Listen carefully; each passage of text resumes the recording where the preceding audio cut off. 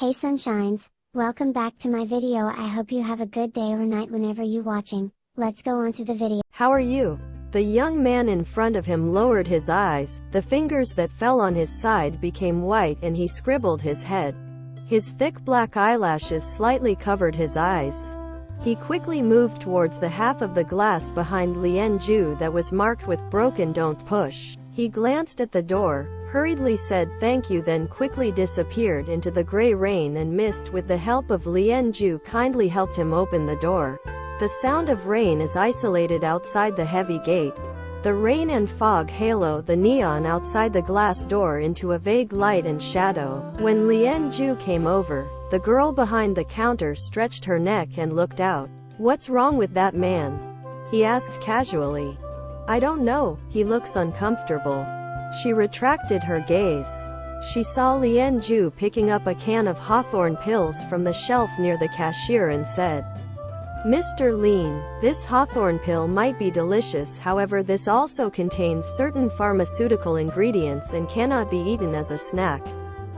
"I know." Leen Ju smiled faintly. He took out his mobile phone from his pocket and looked at it. A lot of messages popped up on WeChat.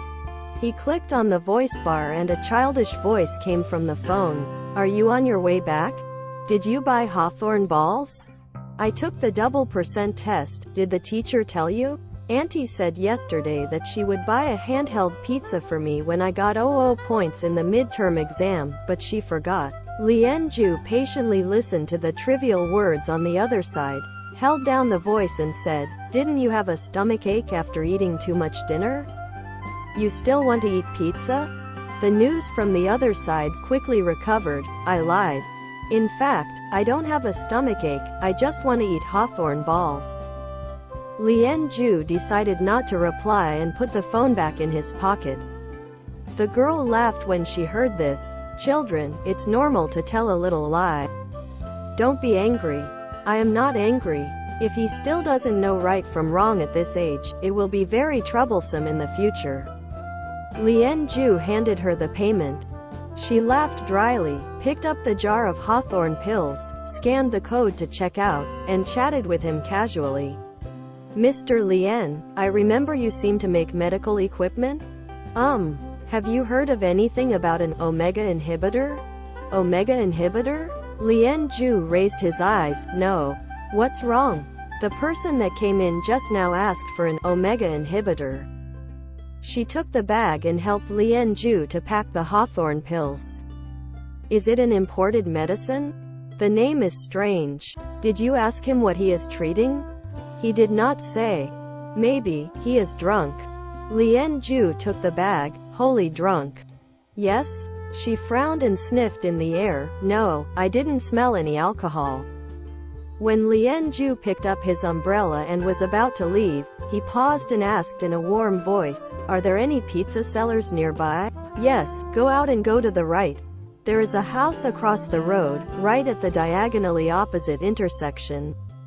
But there will probably be a line at this point." "Thanks." Hard-mouthed and soft-hearted. She looked at the back of the man who had left, smiled helplessly and sighed softly.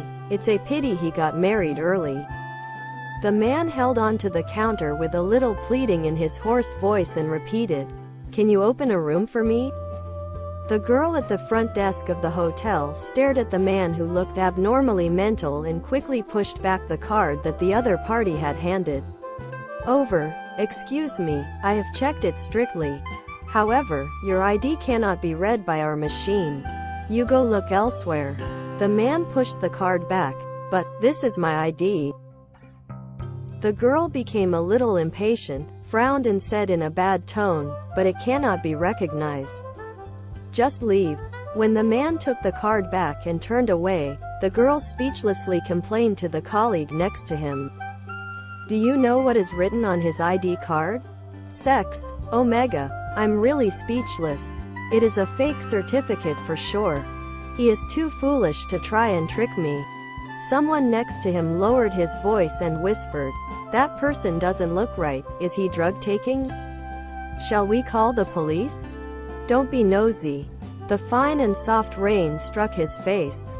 The dark water spots on his white shirt spread out and slowly connected into large damp watermarks.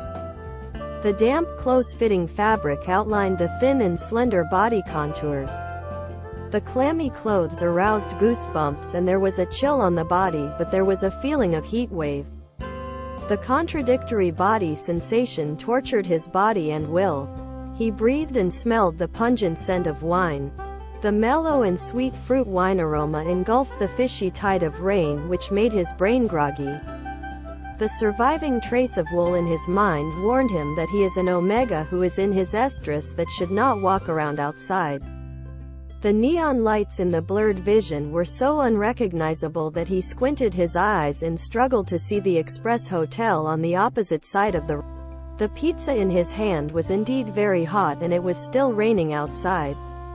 The pizza buying team still lined up from the door to the corner of the intersection.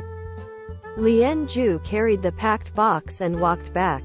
At night, there were a lot of people and parking spaces in the downtown area were hard to find. His car was parked a bit far. He needed to cross a road and walk a short distance forward. As soon as he approached the intersection, the indicator light changed from green to red. Leen Ju stood on the side of the road with an umbrella staring at the slow-moving cars in front of him. In the last 3 seconds before the end of the red light, Leen Ju was slightly distracted and after a glimpse of a man staggering towards the road. At the same time, several cars hurriedly took advantage of this gap to rush over the zebra crossing. Before Leen Ju had time to speak, his body moved before his reason and before he could fully recover. He had already subconsciously reached out and caught the person who was almost breaking into the traffic. The car passing by was obviously frightened. The driver stepped on the brakes, lowered the window and shouted at the man in a panic. "Don't you have eyes?" The pizza was overturned on the ground and the cheese-drawing shrimp rolled twice on the side of the wet road. The rich aroma of fruity wine permeated from the person in his arms. "It's him." Leen Ju's gaze moved from the small mole on the tip of his ear that was so red that it could bleed. He looked at the white and eye-catching forearm under his cuff, only to realize that there was a fine layer of goosebumps on his arm. Leen Ju righted him. The man's shaky body was so thin that he could melt him with more rain, but his hands were not weak. "What happened to you?" A low voice sounded on the top of the man's hair and the unfamiliar but familiar woody fragrance gently enveloped him. "It's the alpha just now. He doesn't know why the other party's pheromone can't comfort him. Maybe the other party's pheromone is too restrained. Or the match between the two people is too low but his legs are too soft to hold up." The man raised his moist water eyes. The tail of the slender willow leaves was smeared with thin crimson. His arm holding Alpha was like holding a life-saving straw and his voice trembling. "Please, help me."